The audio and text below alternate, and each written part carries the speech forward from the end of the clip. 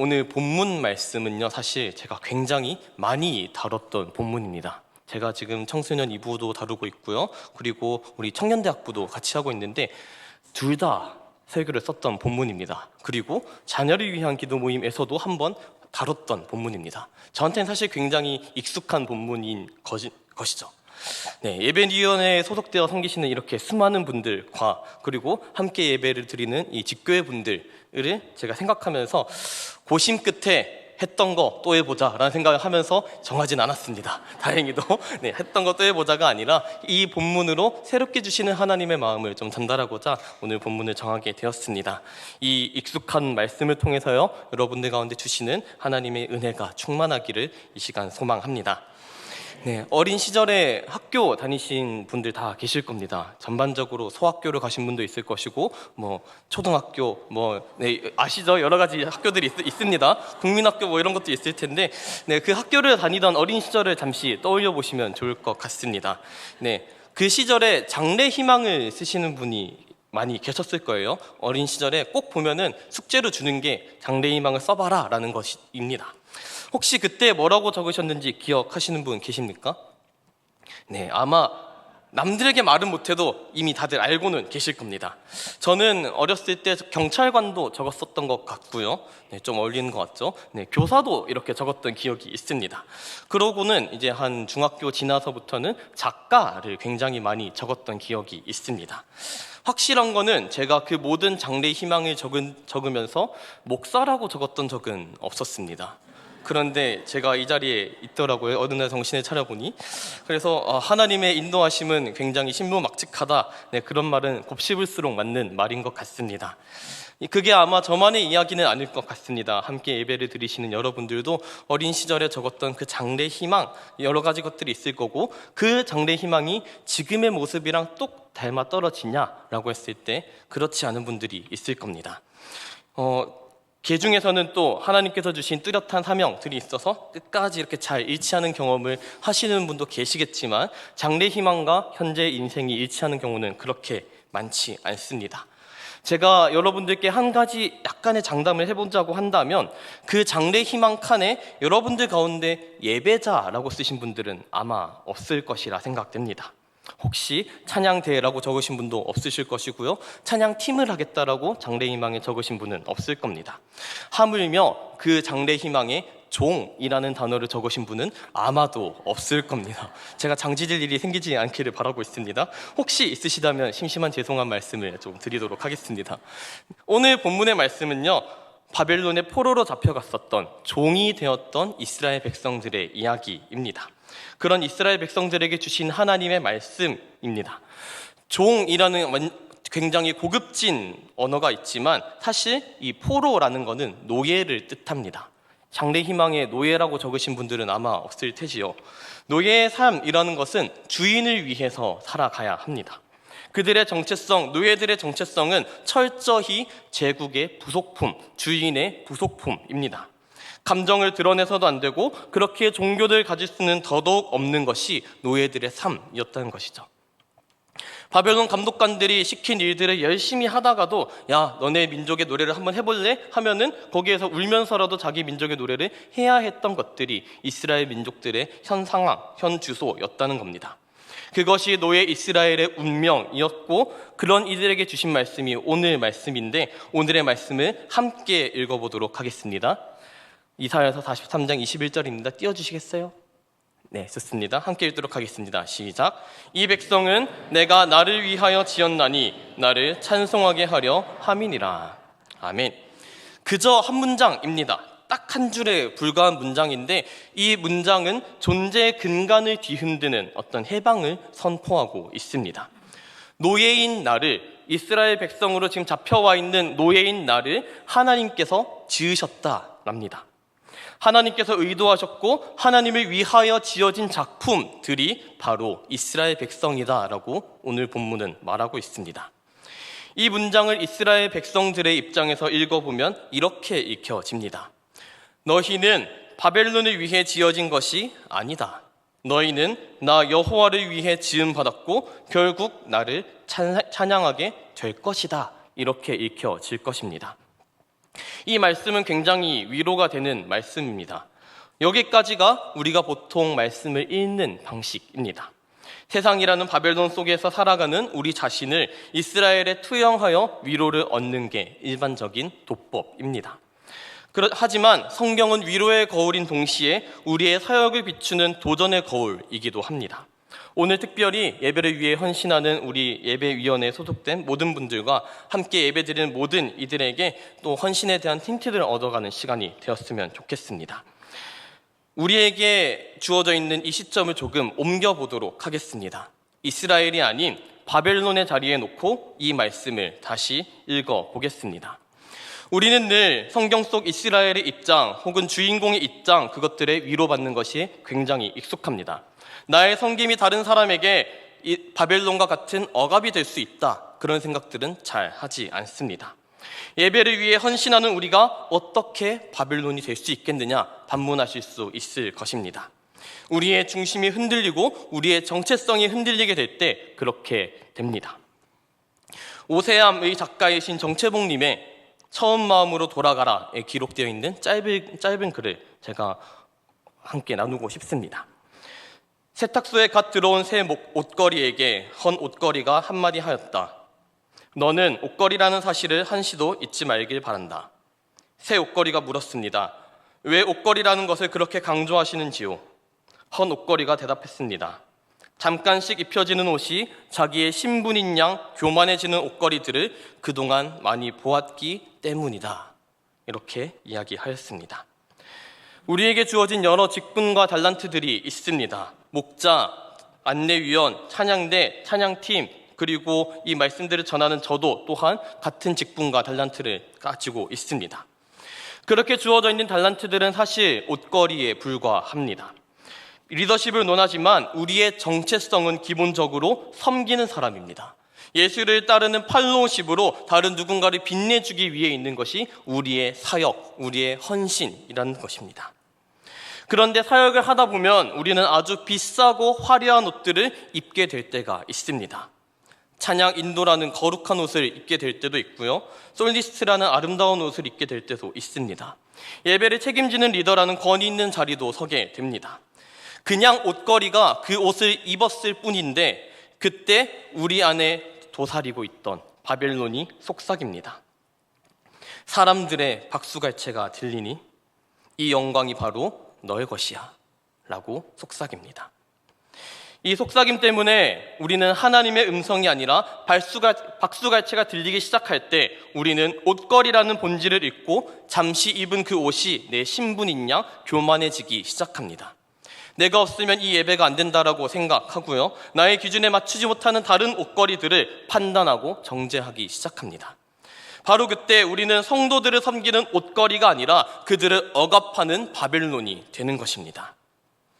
우리가 이런 위험한 자리에 있기 때문에 오늘 본문의 말씀이 우리를 향해 다시 이렇게 선포되는 겁니다. 우리 주변의 성도들을 향한 선포의 말씀으로 한번 들어보시기 바랍니다. 내 아들은 너를 위하여 지어지지 않았다. 그는 나를 위하여 지어졌다. 내 아내는 너를 위하여 지어지지 않았다. 그녀는 나를 위하여 지어졌다. 오늘 헌신하고 있는 우리 예배위원들의 자리에서 읽어보면 이렇게 될 것입니다. 오늘 예배의 순서는 너의 만족을 위해 짜여지지 않았다. 온 회중이 하나님께 예배하도록 돕기 위해 너희는 존재한다. 내가 고른 그 찬양은 너의 음악적 자랑을 위해 선택된 것이 아니다. 성도들이 가사의 의미를 곱씹으며 하나님을 찬송하게 하기 위함이다. 내가 맡은 방송 장비와 자막은 너의 능숙함, 너의 실수 없음을 보여주기 위함이 아니라 찬송하도록 내가 지은 존귀한 나의 백성들이 예배에 더 집중하도록 돕기 위함이다. 이 말씀이 어떻게 들리십니까? 아마 불편하게 들리시는 분도 계실 것이고 고개를 끄덕이시는 분들도 계실 것입니다. 저는 이 말씀을 통해 하나님께서 이렇게 물으시는 것 같았습니다. 너는 왜 너의 익숙함과 너의 기준의 성도들을 맞추려 하느냐? 그들은 너의 사역을 평가하는 관객이 아니라 각자의 자리에서 나를 찬송하도록 내가 지은 존귀한 나의 백성이다. 그렇습니다. 우리 주변의 사람은 나를 위하여 지어지지 않았습니다. 오직 하나님만을 위하여 지어졌습니다. 그런데 우리의 죄된 본성은 하나님을 위해 지어진 그 사람을 끊임없이 나를 위한 존재로 만들고자 합니다. 그런 우리의 죄성을 하나님을 위해 준비되어야 하는 이 예배들을 나를 위한 사역으로 변질시키고자 합니다. 내 경험, 내 기준, 이것들을 들이대며 예배의 목적을 하나님 찬양하는 것에 두는 것이 아니라 나의 만족으로 바꾸고자 하는 위험성이 있습니다. 중요한 것은 이 모든 일들은 정말 굉장히 많은 에너지를 쓰고 있기 때문에 나는 헌신하고 있다라고 착각하게 됩니다. 그러다 내 뜻대로 되지 않을 때 열심히 하는 사람 마음도 몰라준다며 우리 안에 바벨론이 원망의 소리를 내기 시작합니다. 그렇다면 하나님께서는 당신을 위해 지은 백성들을 어떻게 대하십니까? 바벨론처럼 군림하고 통제하는 방식이 아니라 하나님의 방식은 세상과 정반대의 길을 걸어가셨습니다. 온 우주의 주인이신 하나님은 하나님을 위해 지은 존재들을 위하여 오히려 자신을 시간 가운데 버리시고 양을 위하여 목숨을 버리실 수 있는 분이었습니다. 아시다시피 하나님께서는 우리의 눈높이에 맞추기 위해 친히 인간의 몸을 입고 이 땅 가운데 오셨습니다. 이것이 하나님께서 사람을 위한다, 그것의 정말 의미, 참 의미를 보여줄 수 있기 때문에 그렇게 오셨습니다. 상대방의 자리에서 그를 위해 나를 비우고 낮추는 것, 이것을 세 글자로 말하면 눈맞춤이라고 합니다.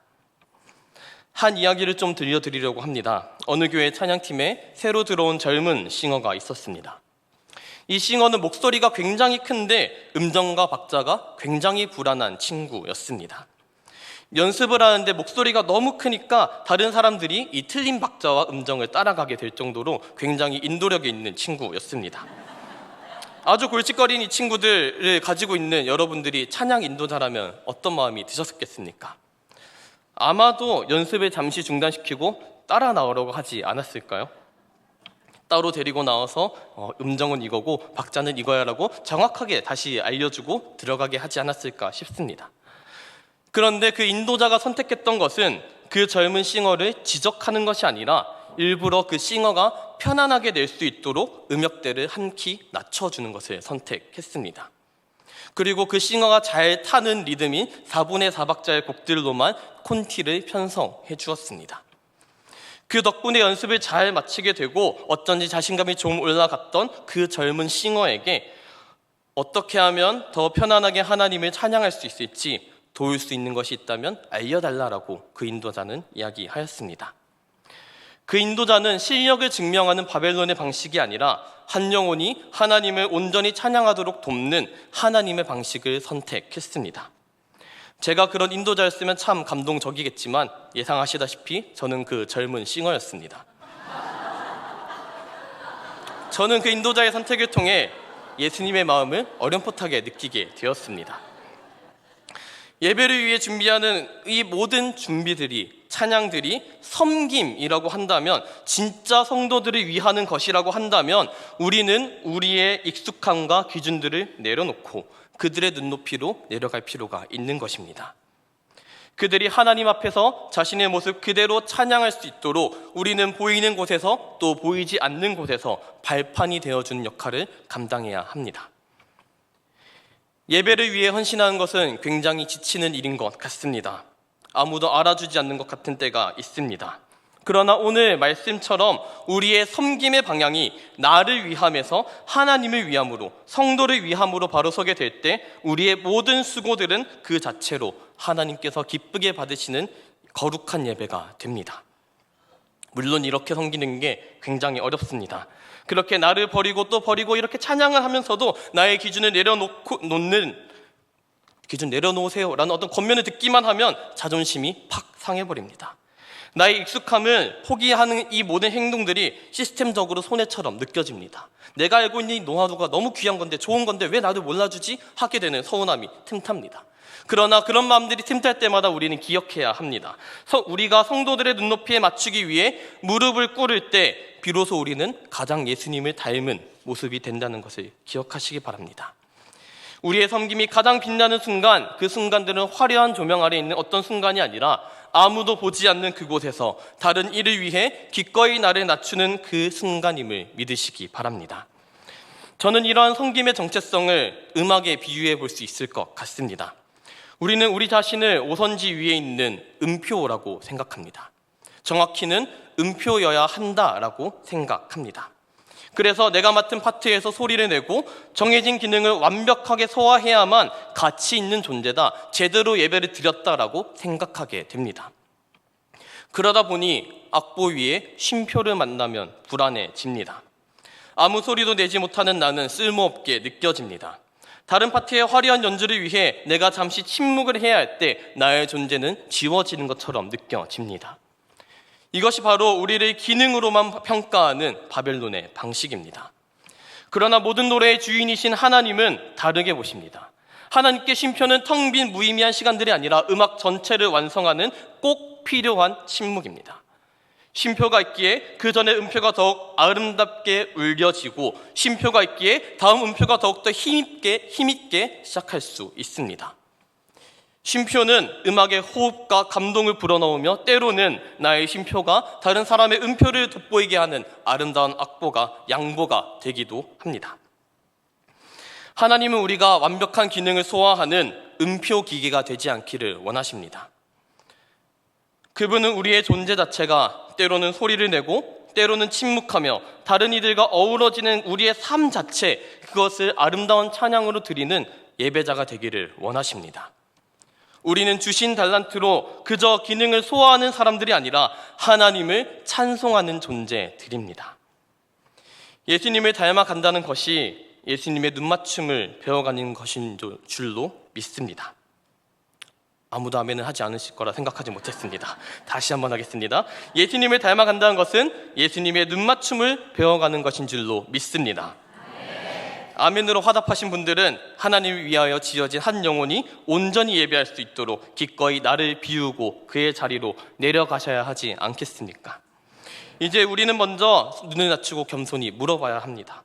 우리 예배위원들이 서로에게, 그리고 우리가 섬기는 성도들에게 겸손히 물어봐야 합니다. 오늘 우리의 섬김을 통해 예배의 기쁨을 온전히 누리셨습니까? 혹시 저의 미숙함이나 고집 때문에 하나님께 나아가는데 조금이라도 불편하지 않으셨습니까? 제가 무엇을 더 낮추고 어떻게 더 맞춰드려야 할까요? 물어보아야 합니다. 한 번도 이런 이야기를 해본 적이 없으시기 때문에 굉장히 어색할 것입니다. 과하게 느껴질 것입니다. 그런데 하나님을 위한 일로 섬기는 것이라면 과하지 않습니다. 저런 질문들을 통해 성도들이 그렇게 하나님을 위해 사는 사람으로 살게 된다면, 하나님이 진심으로 마음을 다해 찬양하게 된다면 얼마든지 해드릴 수 있는, 할 수 있는 질문입니다. 그렇게 하나님을 향한 진실한 찬양이 흘러나오는 교회가 된다면, 우리 교회가 그런 교회라면 우리 교회에 하나님께서 복을 주시지 않을래야 안 주실 수 없을 것입니다. 우리가 알게 모르게 채워놨던 나의 사역을 위한 대상이란 이 족쇄들을 풀어주시기 바랍니다. 우리는 그때 비로소 자유롭게 하나님을 만나고 마음을 다해 하나님을 찬양하게 될 것입니다. 그렇게 진실한 찬양이 우리 교회를 가득 채우는 것이 우리가 하나님께 드릴 수 있는 최고의 헌신이요 영광인 줄 믿습니다. 하나님을 찬양하는 이 기쁨보다 더 큰 복은 없음을 믿으심으로 오늘 헌신을 다짐하는 우리 모두가 말씀의 거울에 자신을 비추기 바랍니다. 성도들의 눈높이에 맞추는 섬김의 종들이 되기를 주님의 이름으로 축원드립니다.